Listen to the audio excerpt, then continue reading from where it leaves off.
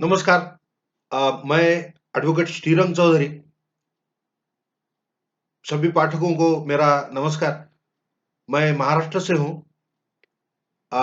हिंदी मेरी न ज्ञान भाषा है, न मातृभाषा। प्रयास ये कर रहा हूँ कि ज़्यादा से ज़्यादा लोगों तक पहुँचूँ।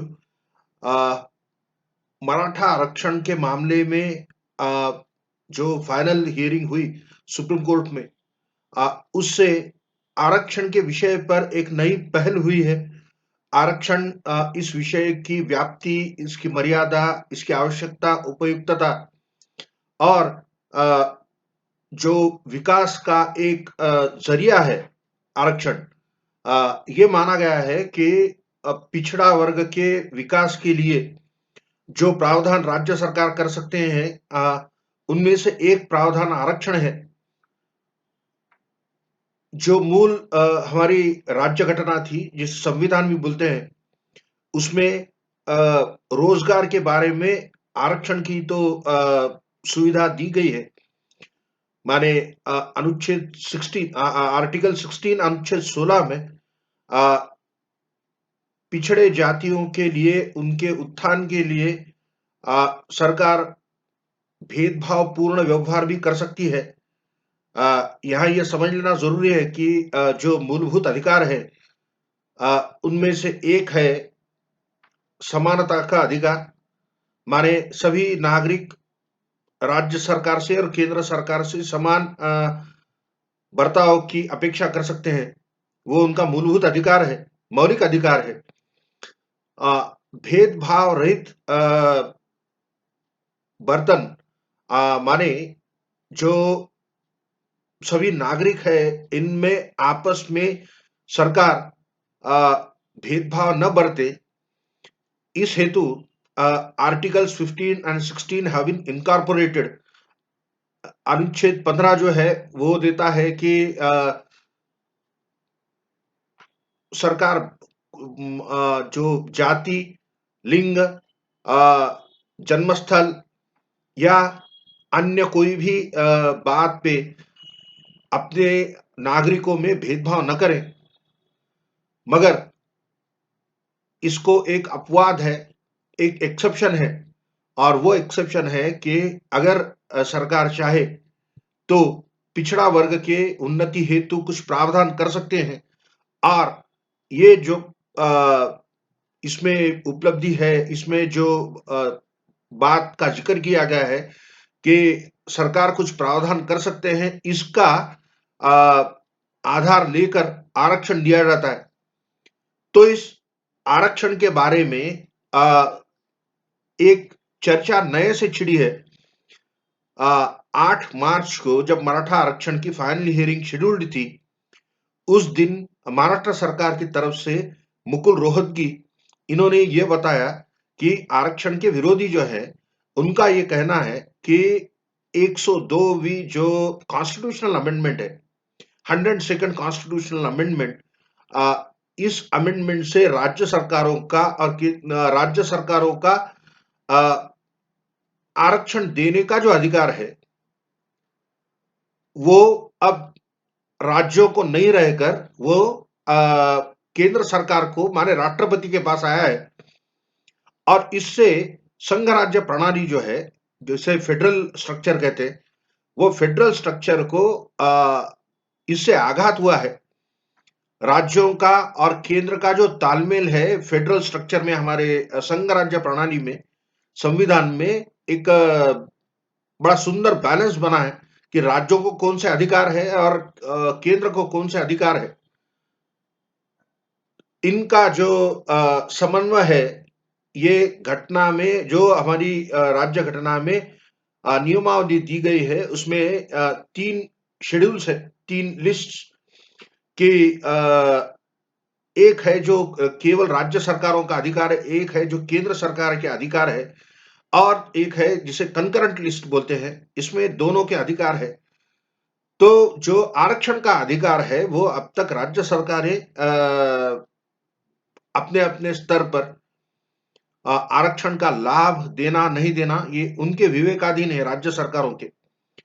मगर 102वीं जो कॉन्स्टिट्यूशनल अमेंडमेंट हुई, उस कॉन्स्टिट्यूशनल अमेंडमेंट से ये आइडेंटिफाई करने का अधिकार कि कौन-सी जात या कौन-सा वर्ग आरक्षण का लाभार्थी हो, इसका आइडेंटिफिकेशन करने का जो अधिकार है, ऐसा विरोधकों का कहना है कि वो अधिकार अब राज्य सरकार को नहीं रहे और इस परिप्रेक्ष्य में अ, अगर सुनवाई हो और मराठा आरक्षण के विषय में 102वें कॉन्स्टिट्यूशनल अमेंडमेंट का the 102nd constitutional amendment is interpreted in a particular manner, उसका उसके बारे में सुप्रीम कोर्ट एक निर्णय कोई ले, उसके पहले राज्य सरकारों को, सभी राज्य सरकारों को सुन लेने का एक अनुरोध किया मुकुल रोहतगी ने कि सभी राज्य सरकारों की सुनी जाए। और उधर अटॉर्नी जनरल बैठे थे। सुनवाई में अटॉर्नी जनरल का भी भाग होना है। तो अटॉर्नी जनरल ने भी इस बात को सहमति दे दी कि सभी राज्य सरकारों को सुप्रीम कोर्ट ने सुनना चाहिए कि 102वें कॉन्स्टिट्यूशनल अमेंडमेंट से राज्य सरकारों के अधिकार पर अगर कोई अंकुश आया है या राज्य सरकारों के अधिकार अगर अब राष्ट्रपति को सौंपे गए हैं, तो उनका पक्ष रखने का उन्हें अवसर दिया जाए और इस हेतु फिर 1 हफ्ते की मोहलत देके 15 तारीख से सुनवाई फिर से शुरू हुई मराठा आरक्षण की।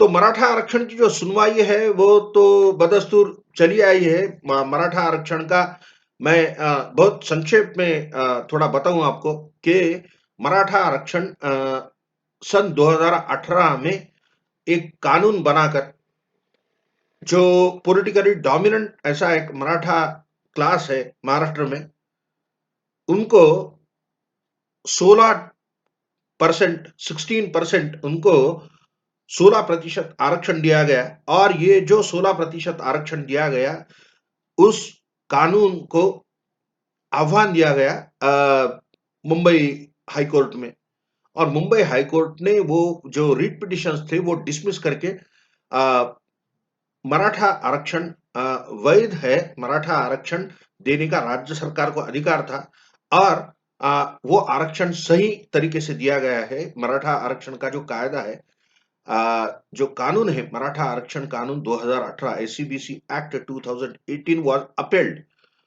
By the Bombay high court और इसके विरुद्ध इस आदेश के मुंबई हाई कोर्ट के इस आदेश के विरुद्ध प्रकरण अभी सुप्रीम कोर्ट में चल रहे हैं। इनकी सुनवाई के दौरान सभी राज्य सरकारों से उनको नोटिस जारी कर अपना पक्ष रखने की बात कही गई और सभी राज्य सरकारों ने सुप्रीम कोर्ट में मराठा आरक्षण के संदर्भ में जो सुनवाई थी उसमें दो बातों पर इस विषय में चर्चा हुई। एक था कि क्या आरक्षण 50% से अधिक का आरक्षण देने की सरकार को, राज्य सरकारों को क्या वे अधिकार प्राप्त है। इसके बारे में ऐसा कि इंदिरा साहनी का जो केस चला था, जिसका फैसला 1992 में आया था, 1992 में, और इंदिरा साहनी में कोर्ट ने यह बताया था कि आरक्षण की सीमा 50% हो, आरक्षण 50% तक ही सीमित रहे। हालांकि अगर विशेष असाधारण व अपवादात्मक परिस्थिति में राज्य सरकारों को इस सीमा के बाहर जाकर भी आरक्षण देने का अधिकार है और ऐसा अधिकार राज्य सरकार को, महाराष्ट्र राज्य सरकार को था क्या, इस बारे में यह सुनवाई चल रही है। तो 50% से अधिक का आरक्षण राज्य सरकार दे सकती है क्या? राज्य सरकार ने ऐसा अगर आरक्षण देने का प्रयास किया तो क्या-क्या उसमें विषय रखे जाएँगे? इन सब बातों पर मराठा आरक्षण की सुनवाई के दौरान बहस हुई और आरक्षण इस विषय पर ही विस्तृत चर्चा हुई। जो सभी आरक्षण के विरोधी और आरक्षण की हिमायती दोनों पक्ष अपने उन्होंने दलीलें कोर्ट के सामने पेश की और ये उभर कर आया कि आरक्षण इस विषय पर आमूलाग्र कुछ मंथन हो, आमूलाग्र कुछ इस बारे में विचार छिड़े, चर्चा हो और नए से कुछ उभरे। इतना महत्व मराठा आरक्षण की सुनवाई को है। तो मराठा आरक्षण की सुनवाई के दौरान क्या-क्या मुद्दे चर्चा में थे और इन मुद्दों पर कौन-कौन से वकीलों ने क्या-क्या बहस की, उसमें से क्या संभावनाएँ हैं? जो 2 कॉन्स्टिट्यूशनल अमेंडमेंट्स है, 1 से 2 वे कॉन्स्टिट्यूशनल अमेंडमेंट से अ, आरक्षण के बारे में कुछ नई अ, बात संविधान में समाविष्ट की गई है। 103 जो कॉन्स्टिट्यूशनल अमेंडमेंट था, द 103rd कॉन्स्टिट्यूशनल अमेंडमेंट, इसके चलते ईडब्ल्यूएस आर्थिक जो पिछड़ा वर्ग है, आर्थिक दृष्टया जो पिछड़ा वर्ग है, जिन्हें इकोनॉमिकली वीकर सेक्शन कहते हैं, ईडब्ल्यूएस, इस ईडब्ल्यूएस का प्रावधान अ, संविधान में ही किया गया कि ऐसा आरक्षण देने को केंद्र और राज्य सरकार का अधिकार है कि 10% तक 10% तक आर्थिक जो पिछड़ा वर्ग है, जिन्हें ईडब्ल्यूएस कहेंगे, वो ईडब्ल्यूएस के बारे में आरक्षण लागू करने का प्रावधान संविधान में ही किया गया और इसके बारे में article 15(6) and Article 16(6) were inserted in the Constitution by the 103rd Amendment. इन सब बातों पर मैं अलग-अलग वीडियो करके इनमें जो विषय आए हैं मराठा आरक्षण की सुनवाई में, जो विषय आए हैं उनके बारे में बताऊँगा। जैसा मैंने बताया हिंदी मेरी मातृभाषा भी नहीं ज्ञान भाषा भी नहीं। मैंने मराठी में वीडियो बनाए, मैंने इंग्लिश में वीडियो बनाए हैं। आप तक पहुँच सकूँ इसलिए हिंदी में मैं वीडियो बनाऊँ ऐसा मेरा विचार था और ये ढाढ़स कर रहा हूँ कि मैं आपके समक्ष प्रस्तुत हूँ हिंदी में बात करते। मेरा अनुरोध है कि आपको अगर ये पसंद आए तो आप आपके मित्रों से शेयर करें। You can also comment on my YouTube link. आप अपना विचार रखें। मैं जैसा-जैसा हो सकता है वैसा मैं अलग-अलग आरक्षण से जुड़े अलग-अलग मुद्दों पर मैं अपने विचार रखते जाऊँगा। मैंने इसके बारे में विगत 5 सालों से अभ्यास करने का प्रयास किया है। जो-जो समझता है उस बारे में आपसे मेरी बात साझा करूँ, यही प्रयास है। मैं एडवोकेट श्रीरंग चौधरी अ, आपसे रूबरू होता जाऊँगा। मेरे यूट्यूब चैनल का नाम है ताकि सनद रहे, फॉर द रिकॉर्ड। ये मैंने बोला था आपसे। धन्यवाद, आपने समय देकर मेरी बात सुन ली। I thank you very much.